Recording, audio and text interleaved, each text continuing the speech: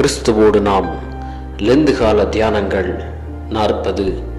வேதம் 1 பேதுரு 3ஆம் அதிகாரம் 20ஆம் வசனம்.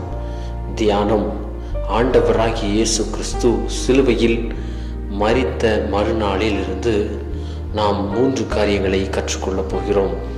முதலாவதாக, ஆண்டவரின் பொறுமையை நாம் உணர வேண்டும்.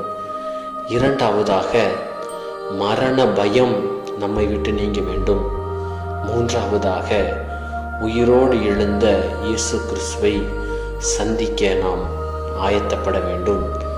முதலாவது காரியம், ஆண்டவர் இயேசு கிறிஸ்து பொறுமையுள்ளவர். ஆம், அந்த வசனத்தில் 1 பேதுரு 3ஆம் அதிகாரம் 20ஆம் வசனத்தில், நோவாவின் காலத்தில் பொறுமையோடு காத்திருந்தும் ரட்சிப்படையாமல் போன ஆவிகளுக்கு ஆண்டவர் பிரசங்கித்து அவைகளை ரட்சித்து தான் உயிரோடு எழும்பின காரியங்களை போதித்து நல்வழிப்படுத்தினார் என்று சொல்லி பார்க்கிறோம்.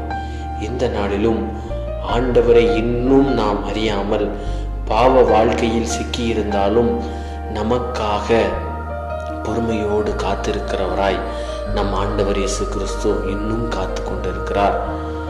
நாம் இந்த ஒரு வாய்ப்பை பயன்படுத்துகிறோமா இல்லை என்று சொல்லி யோசித்து பார்த்து, ஆண்டவர் இயேசு கிறிஸ்துவுக்காக, அவர் நமக்காக மரித்ததை நினைத்து அவருடைய பொறுமையை உணர்ந்தவர்களாய் மனம் திரும்ப வேண்டும்.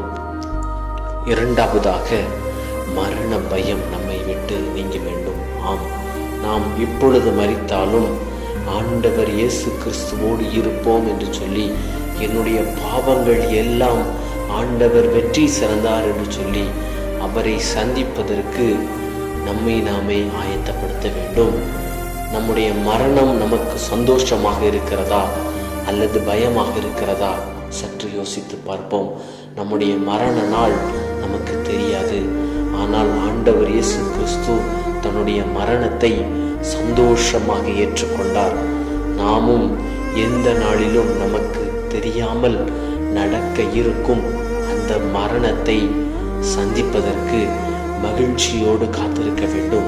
அதற்கு நம்முடைய ஆண்டவர் நமக்காக செய்த காரியங்களை நம் உள்ளத்தில் உணர்ந்தவர்களாய் இந்த நாளில் நம்முடைய மரண பயத்தை நம்மை விட்டு நீக்க வேண்டும். மூன்றாவதாக, ஆண்டவர் இயேசு கிறிஸ்துவை சந்திக்க நாம் ஆயத்தப்பட வேண்டும். ஆம், உயிரோடு எழுந்த இயேசு கிறிஸ்து மீண்டும் வரப்போகிறார்.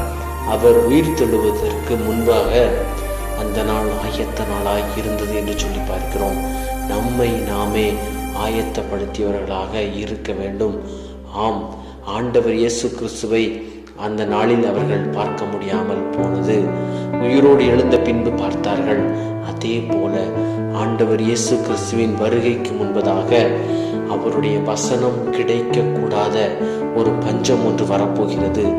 அதற்கு நாம் ஆயத்தப்பட்டவர்களாய் நம்மை நாமே வேத தியானத்திலும் ஜெபத்திலும் தரித்திருந்து ஆண்டவரை அறிகிற அறிவில் அவரை சந்திக்க நம்மை ஆயத்தப்படுத்த வேண்டும். இந்த நாளிலிருந்து அதற்காக எல்லா முயற்சிகளையும் நாம் ஏறெடுப்போம். ஜெபம்.